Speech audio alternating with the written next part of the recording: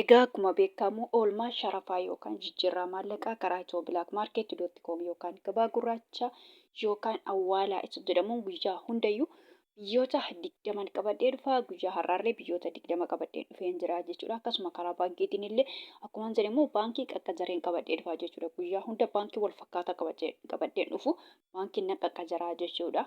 Guyyaa har'aa salphumatti baankii Oromiyaatiin qabadhee dhufee jira jechuudha. Baankii Oromiyaatiin biyyoota 6 qabadhee dhufee karaa itoo bilaak maarkeetii immoo akkuma beekamu biyyoota 20 qabadhee dhufee jira jechuudha. Egaa nagaa waaqayyoo sin daganne nagaan waaqayyoo manaa fi kallattii jirtanitti isiniif haa ta'u. Warroonni mana kanaaf haaraa taatan noora manni kun mana keessanii chaanala kana sabiskiraayib sheer laayik gochuun gara maatii keenyatti dabalamaa isiniin jenna. Warroonni mana kanaaf immoo maatii taatan sheer laayik gochuun viidiyoo kana hanga dhumaatti caqasaa isiniin jedha. Viidiyoon koo gabaabadhaa jechuudha. Keessattuu immoo biyyoota karaa itoo bilaak maarkeetiin ta'ee karaa baankiitiin illee ta'ee jechuudha. Fakkeenyaaf itoo bilaak maarkeetii biyyoota 20 kana keessa biyya tokko yoo jiraattanii hamma qabdasaniin baay'ifattuu jechuudha. Karaa baankiitiin illee akkasuma guyyaa har'aa baankii Oromiyaatiin yoo ergattanii biyyoota 6 kana keessa biyya tokko yoo jiraattanii asana dubbadhe kanaan baay'ifachuu dandeessu jechuudha. Hamma qabdasan 4,000 5,000 amma ergattasanii baay'ifachuu dandeessu keessattuu karaa baankiitiin jechaadha. Karaa itoo bilaak maarkeetiin immoo asirratti jechuudha. Itoo bilaak maarkeetii guyyaa tokkotti dhaabbataa miti. Guyyaa hundayyuu dubbadhaa dhaabbataa miti. Kan ganamaa kan galgalaa si'aati salphumatti sekendiitti si'aatittiin jijjiirramaa jechuudha. Dhaabbataa miti itoo bilaak maarkeetii utuma san online irra jiranii hin jijjiirramaa jechuudha. Yookaan hin dabala yookaan hin qannasaa jechuudha. Yookaan saantii wayii dabala yookaan saantii wayii hir'isaa jechuudha. Itoo bilaak maarkeetii guyyaadha guyyaatti garaagarummaa qaba jechuudha. Baankiin akkasii miti. Baankiin guyyaa 2 guyyaa 3 torbee tokko hanga ji'aatti irree kan deemu jira jechuudha. Utuma hin jijjiirramin otoo bakka jiru utuma hin jijjiirraminii jechuudha. Salphumatti garaagarummaa isaanii kana jechuudha. Garaagarummaa itoo bilaak maarkeetii fi baankii gidduu jiru kana jechuudha. Egaa itoo bilaak maarkeetii immoo guyyaa har'aa dabalee jira jechuudha. Salphumatti guyyaa har'aa dabalee jira. Guyyaa kalee garuu xiqqoo hin hojjenne nama jenne waan ta'eef guyyaa har'aa immoo dabalee jira. Kalee charee ilaalee garuu salphumatti har'aaf kalee dheengadda dabalee jira jechuudha. Torbee darbe baay'ee gadi bu'ee ture. Dabalee jira jechuudha.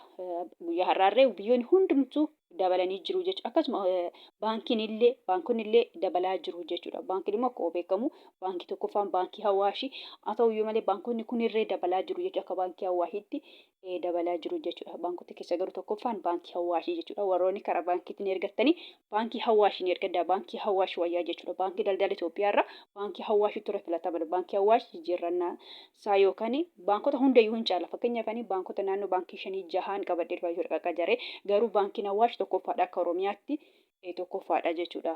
Baankota kan garuu hin beeku. Baankota nallaadha garuu tokkoffaadha baankiin Hawaash. Kan baankii Hawaash caalu hin jiru. Baankiin daldala Itoophiyaa baankii Hawaashii gadi jechuudha. Salphumatti isin akkaawuntii keessan gaafa ergattanii fakkeenyaaf yuuniyeen baankiidhaan ergama waan ta'eef warroonni karaa baankii ergattan otumas dhuguma yuuniyeen baankii deemtassanii baankiidhuma lakkoofsuma akkaawuntii baankii Hawaashiitti yennoo itti jechuudha. Rakkoo hin qabu. Inuma irratti isinii galaa jechuudha. Inuma gala baankii lakkoofsa baankii Hawaashootti kennitanii irra isinii galaa jechuudha. Baankii daldala Itoophiyaa dhiyeeftanii yuuniyeen baankii badattaniiti baankiidhuma lakkoofsuma akkaawuntii baankii Hawaash irratti itti ergitu jechuudha. Salphumatti isinii gala. Baankii daldala Itoophiyaa bicha otoo hin galan taane baankii Hawaash irratti irra isinii galaa jechuudha. Kanaafuu akkasatti isiniin jedha warri karaa baankiitiin ergattanii baankii Hawaashiin otoo ergattanii baay'ee bareedaan jedha.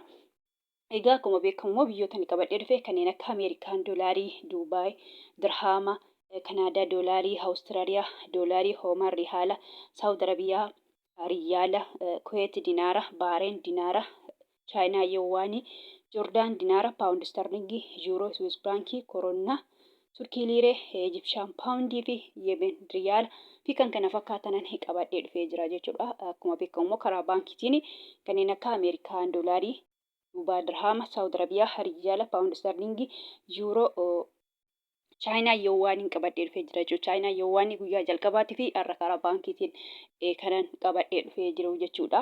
Egaa guyyaa hundayyuu Ameerikaa doolaara irraa hin ka'a. Guyyaa har'aarree akkasuma Ameerikaa doolaara irraa hin ka'a jechuudha. Ameerikaa doolaariin tokko guyyaa har'aa karaa itoo bilaak maarkeet.com yookaan gabaa gurraachanii birrii 100 fi birrii 89 fi saantiba 28 jechuudha. Birriin Ameerikaa doolaariin birrii 100 fi 90 galuudhaaf jedha jechuudha.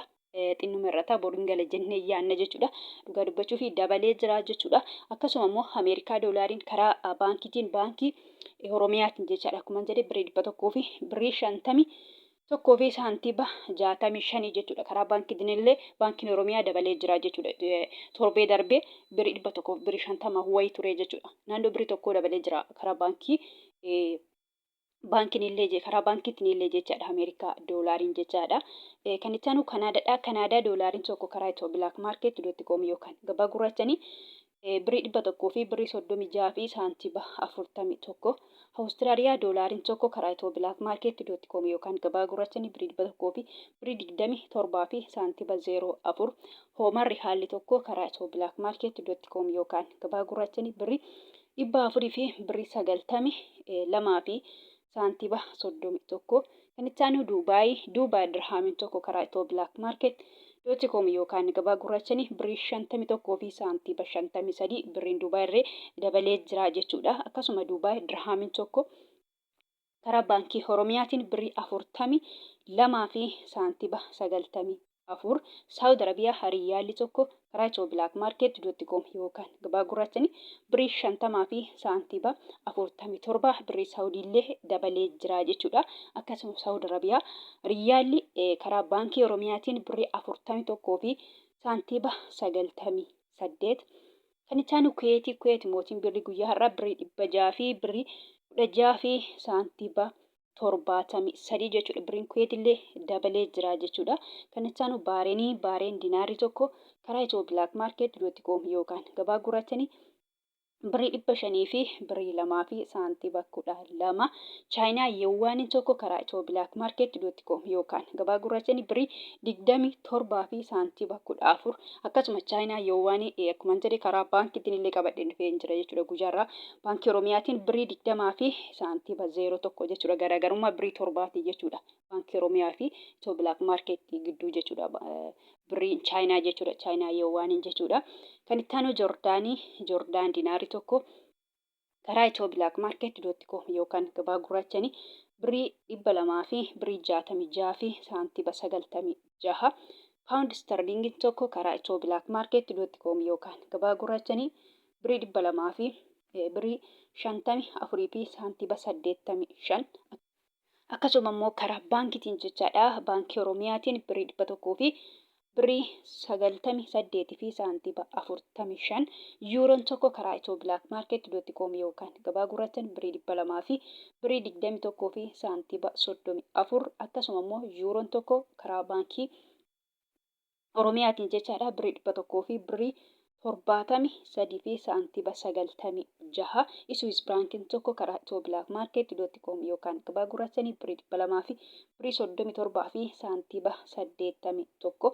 Koronnaan tokko karaa itoo bilaak maarkeet.com yookaan gabaa gurraachanii birrii 20 fi saantiba 64. Kan itti aanu Turkiidha. Turkii liireen tokko karaa itoo bilaak maarkeet.com yookaan gabaa gurraachanii birrii 4 fi saantiba 38. Ijipshaan paawundiin tokko yookaan birriin Ijiptii tokko birrii 4 fi saantiba 01. Yemen rihaalli tokko karaa itoo bilaak maarkeet.com yookaan gabaa gurraachanii 0 saantiba 79.